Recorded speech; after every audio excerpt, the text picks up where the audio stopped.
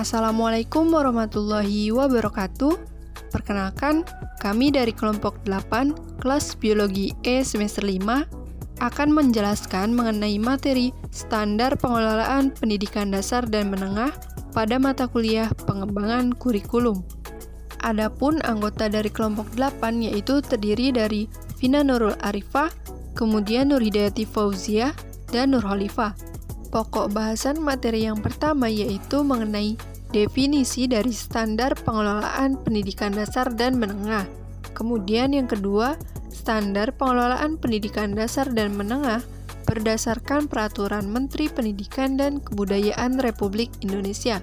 Kemudian yang ketiga, fungsi standar pengelolaan pendidikan dasar dan menengah. Dan yang keempat, aspek dari standar pengelolaan pendidikan dasar dan menengah. Perkenalkan, saya Nur Hidayati Fauzia sebagai pemateri pertama akan menjelaskan mengenai definisi dari standar pengelolaan pendidikan dasar dan menengah. Pengelolaan merupakan suatu upaya yang sistematis dalam melakukan proses perencanaan, pengorganisasian, pengarahan, pengendalian, dan pengawasan yang dilakukan secara efektif dan efisien dengan menggunakan sumber daya dalam suatu organisasi untuk mencapai tujuan yang telah ditentukan. Selanjutnya, pengertian pendidikan dalam Undang-Undang Nomor 20 Tahun 2003 pada pasal 1 ayat 1 disebutkan bahwa pendidikan adalah usaha sadar dan terencana untuk mewujudkan suasana belajar dan proses pembelajaran agar peserta didik secara aktif dapat mengembangkan potensi dirinya untuk memiliki kekuatan spiritual keagamaan, kemudian pengendalian diri, kepribadian, kecerdasan, akhlak mulia, serta keterampilan yang diperlukan dirinya, masyarakat, bangsa, dan negara. Sehingga definisi dari standar pengelolaan pendidikan yaitu menurut Peraturan Pemerintah Nomor 19 Pasal 1 Ayat 9 adalah merupakan standar nasional pendidikan yang berkaitan dengan perencanaan, pelaksanaan, dan pengawasan kegiatan pendidikan pada tingkat satuan pendidikan kabupaten atau kota, provinsi atau nasional agar tercapai efisiensi dan efektivitas dalam penyelenggaraan pendidikan. Materi berikutnya yaitu mengenai standar pengelolaan pendidikan dasar dan menengah berdasarkan Peraturan Menteri Pendidikan dan Kebudayaan Republik Indonesia. Dalam melaksanakan peraturan pemerintah, Kementerian Pendidikan menetapkan Peraturan Menteri Pendidikan pada nomor 19 tahun 2007 tentang standar pengelolaan pendidikan, yang merupakan bagian dari 8 standar nasional pendidikan. Dari ke-8 standar nasional pendidikan tersebut, di antaranya yaitu standar pengelolaan oleh satuan pendidikan dasar dan menengah pada dasarnya merupakan konsep dasar terlaksananya pendidikan, yaitu implementasi standar pengelolaan pendidikan oleh sekolah wajib dilaksanakan sesuai dengan ketentuan yang berlaku secara nasional sehingga seluruh sekolah telah menerapkannya secara baik. Standar pengelolaan adalah bagian dari standar nasional pendidikan yang terkait dengan aspek perencanaan, pelaksanaan, dan pengawasan kegiatan pendidikan pada tingkat satuan pendidikan, yaitu sekolah, termasuk pada tingkat kabupaten atau kota, provinsi, maupun nasional, guna tercapainya efisiensi dan efektivitas penyelenggaraan pendidikan. Standar pengelolaan tersebut berdasarkan Permendiknas Nomor 19 Tahun 2007, yaitu meliputi perencanaan program sekolah, kemudian pelaksanaan rencana kerja sekolah, pengawasan dan evaluasi, kepemimpinan sekolah, dan sistem informasi manajemen. Untuk materi selanjutnya yaitu fungsi standar pengelolaan pendidikan dasar dan menengah. Pengelolaan membutuhkan adanya pelaksanaan dari seluruh fungsi-fungsi manajemen dalam penyelenggaraan pendidikan, meliputi planning, organizing, actuating, dan controlling oleh Rahayu tahun 2015. Yang pertama, yaitu perencanaan atau planning. Perencanaan atau planning ini yaitu pembuatan keputusan, di mana proses pengembangan dan penyeleksian sekumpulan kegiatan untuk memecahkan masalah tertentu. Fungsi pengelolaan pendidikan sebagai perencanaan ini yaitu suatu proses atau kegiatan meliputi penentuan tujuan, kebijakan, strategi, prosedur, program-program dari alternatif yang tersedia, sehingga tujuan dan target organisasi yang telah ditetapkan tadi dapat terrealisasi dengan baik. Yang kedua yaitu pengorganisasian atau organizing. Pengorganisasian ini merupakan suatu usaha untuk menentukan, mengelompokkan, dan mengorganisir berbagai aktivitas guna mencapai tujuan tertentu. Dalam pengorganisasian ini diusahakan kerjasama yang efektif antar personel sumber daya yang tersedia sesuai dengan peran, tugas, dan tanggung jawabnya, sehingga dapat merealisasikan tujuan dengan efektif dan efisien. Yang ketiga yaitu pengarahan atau actuating. Penggerakan atau pengarahan atau disebut juga actuating ini merupakan fungsi pengelolaan yang berhubungan dengan usaha atau kemampuan untuk memberi bimbingan, saran, perintah-perintah atau instruksi kepada seluruh personel sumber daya yang ada. Tujuannya yaitu agar dapat bekerja sama secara efektif sesuai dengan perencanaan dan tujuan yang hendak dicapai. Selanjutnya, yang keempat yaitu pengawasan atau controlling. Pengawasan dan pengendalian atau controlling ini adalah fungsi pengelolaan yang berhubungan dengan usaha pengaturan, perbaikan, dan pemantauan kinerja. Tujuannya agar kinerja tersebut terarah dan tidak melenceng dari aturan yang sudah ditetapkan. Dan pemantauan ini berfungsi sebagai media agar kinerja tersebut terarah dan tersampaikan secara tepat. Terima kasih kepada pemateri kedua atas pemaparannya. Perkenalkan, nama saya Vina Nur Arifah. Sebagai pemateri ketiga akan menjelaskan mengenai aspek standar pengelolaan pendidikan dasar dan menengah. Aspek yang pertama yaitu perencanaan program. Adapun cakupannya meliputi visi sekolah, misi sekolah, tujuan, dan rencana kerja sekolah. Aspek yang kedua yaitu pelaksanaan rencana kerja, yang meliputi pedoman sekolah, struktur organisasi sekolah, pelaksanaan kegiatan sekolah yang meliputi bidang kurikulum, kesiswaan, PTK, sarana prasarana, keuangan dan pembiayaan, budaya dan lingkungan, peran serta masyarakat, dan kemitraan. Aspek yang ketiga yaitu pengawasan dan evaluasi. Adapun cakupannya meliputi program pengawasan, evaluasi diri, evaluasi dan pengembangan kurikulum, evaluasi pemberdayaan pendidikan atau tenaga kependidikan, dan akreditasi sekolah. Aspek yang keempat yaitu kepemimpinan sekolah. Adapun cakupannya meliputi ketentuan standar kualifikasi dan kompetensi, adanya wakil kepala sekolah, menjabarkan visi, misi, tujuan, dan target mutu, menganalisis tantangan, peluang, kekuatan, dan kelemahan sekolah, menyusun rencana strategis, ketentuan, dan kewenangan. Aspek yang kelima yaitu sistem informasi manajemen.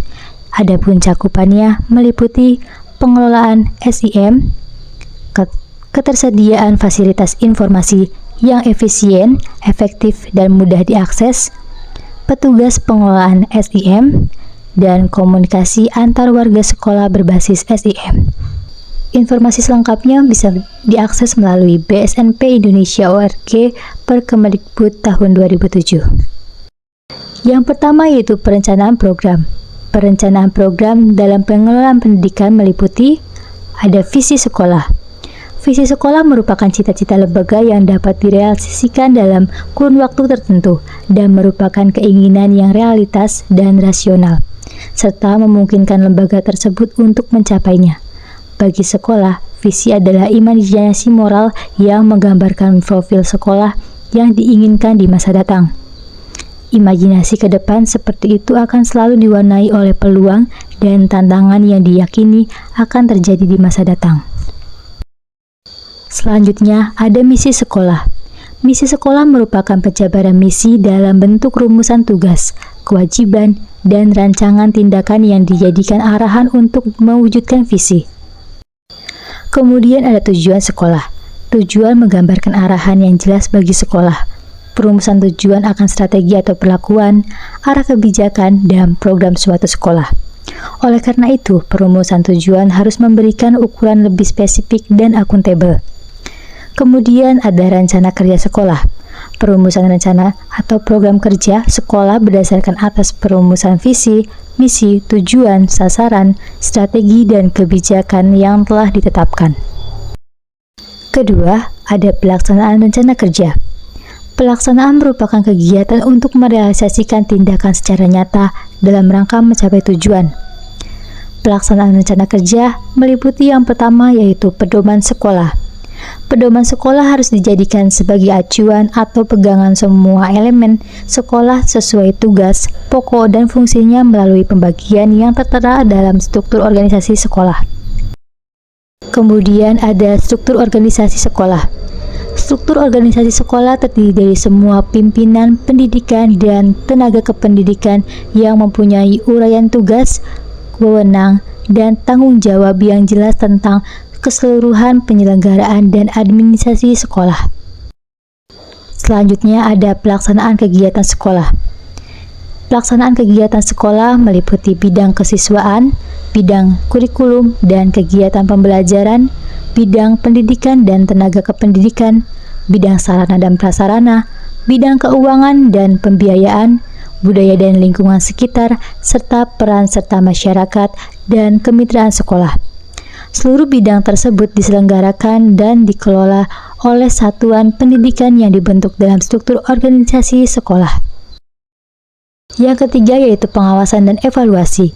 Pengawasan dapat diartikan sebagai proses kegiatan monitoring untuk meyakinkan bahwa semua kegiatan organisasi terlaksana seperti yang direncanakan dan sekaligus juga merupakan kegiatan untuk mengoreksi dan memperbaiki bila ditemukan adanya penyimpangan yang akan mengganggu pencapainya tujuan. Pengawasan dan evaluasi ini meliputi yang pertama yaitu program evaluasi. Yang kedua, evaluasi diri. Evaluasi diri adalah evaluasi yang dilakukan pihak sekolah untuk menilai kinerja sekolah itu sendiri. Pihak sekolah menetapkan prioritas indikator untuk mengukur, menilai kegiatan dan melakukan perbaikan dalam rangka pelaksanaan standar nasional pendidikan. Yang ketiga ada evaluasi dan pengembangan kurikulum. Adalah proses yang dilakukan secara komprehensif dan fleksibel agar bisa menghadapi kemajuan ilmu pengetahuan dan teknologi yang munaktir dan bersifat menyeluruh yang artinya melibatkan semua pihak. Yang keempat, ada evaluasi pendayagunaan pendidikan dan tenaga pendidik. Meliputi kesesuaian penugasan dengan keahlian, keseimbangan, beban kerja dan kinerja pendidik dan tenaga kependidikan dalam pelaksanaan tugas. Evaluasi harus memperhatikan pencapaian prestasi dan perubahan-perubahan serta didik. Kemudian ada akreditasi sekolah. Merupakan suatu kegiatan yang dilakukan oleh pemerintah atau lembaga yang berwenang untuk menentukan tingkat kelayakan suatu sekolah atau madrasah berdasarkan kriteria yang telah ditetapkan. Sebagai bentuk akuntabilitas publik yang dilakukan secara objektif, adil, transparan, dan komparatif dengan menggunakan instrumen dan kriteria yang mengacu pada standar nasional pendidikan. Yang keempat, kepemimpinan sekolah. Seorang pemimpin berusaha untuk memastikan bahwa organisasi bergerak dalam arah yang benar sesuai tujuan yang telah dibuat. Kepemimpinan berarti kemauan dan kesiapan yang dimiliki oleh seorang untuk dapat mempengaruhi, mendorong, mengajak, menuntun, menggerakkan, mengarahkan, dan kalau perlu memaksa orang atau kelompok agar menerima pengaruh tersebut dan selanjutnya berbuat sesuatu yang dapat membantu tercapainya suatu tujuan tertentu yang telah ditetapkan. Yang kelima, sistem informasi manajemen. Suatu pendidikan harus dapat mengelola sistem informasi manajemen atau SIM. mengatur ketersediaan fasilitas informasi dan efisiensi, efektif, dan mudah diakses. Dalam hal pengelolaan sistem informasi ini, semua warga sekolah atau madrasah mempunyai tanggung jawab yang sama dengan melalui instruksi dari kepala sekolah atau madrasah. Yang keenam, ada penilaian khusus. Keberadaan sekolah atau madrasah yang pengelolaannya tidak mengacu kepada standar nasional pendidikan dapat memperoleh pengakuan pemerintah atas dasar BSNP.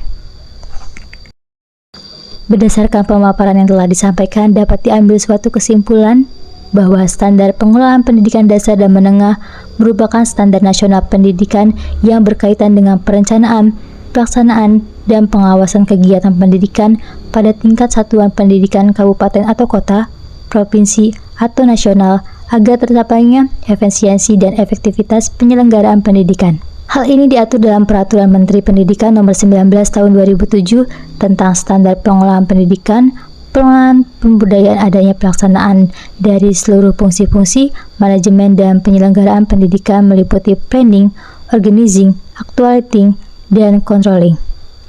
Menurut Pendiknas Nomor 19 Tahun 2007, terdapat 6 aspek yang harus diperhatikan dalam pengelolaan pendidikan, yaitu perencanaan program pelaksanaan rencana kerja, pengawasan dan evaluasi, kepemimpinan sekolah, sistem informasi manajemen, dan penilaian khusus.